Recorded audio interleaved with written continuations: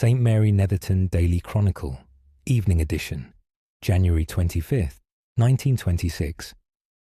Good evening, dear listeners.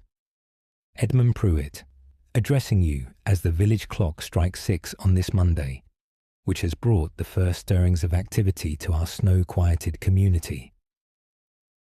The day held to Mr. Higgins's forecast, with the skies remaining clear and the snowfall firmly concluded, allowing what Mrs. Pemberton describes as the particular beauty of a winter afternoon when the sun sits low and turns every drift to gold before the shadows claim them.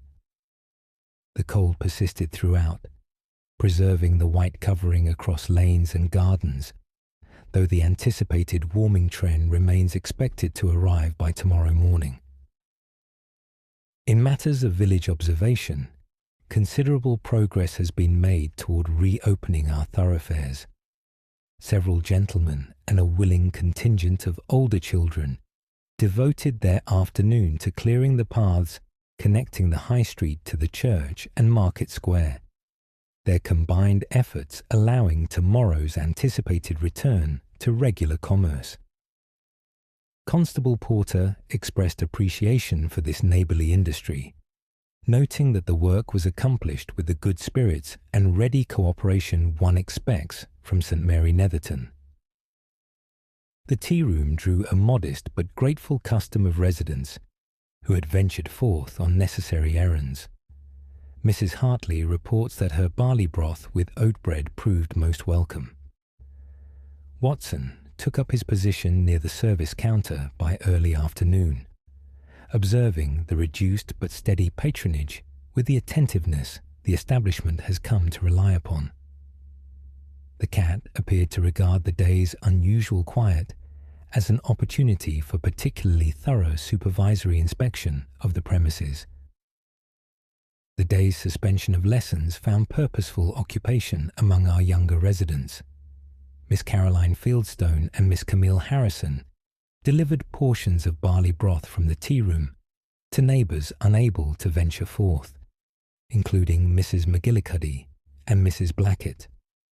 Master Oliver Thornfield ran messages between households throughout the afternoon, ensuring neighbours could communicate despite the conditions, whilst Master Henry Blackwood accompanied Farmer Giles to check on livestock at outlying properties.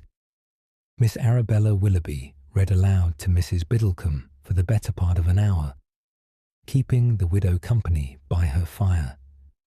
The Willoughby twins, not to be outdone by their elder sister, assisted Mr. Collier with his coal deliveries throughout the afternoon, earning the coal merchants warm commendation for their industrious spirits.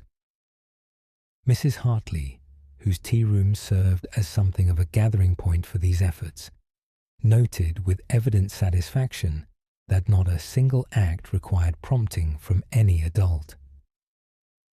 Mrs. Barnes's leghorn hen produced its afternoon egg at 20 minutes past 3, maintaining what Dr. Peterson characterizes as the steady productivity one expects from a bird of such equable nature, quite unbothered by the white covering that has rearranged her usual view. That concludes our evening report.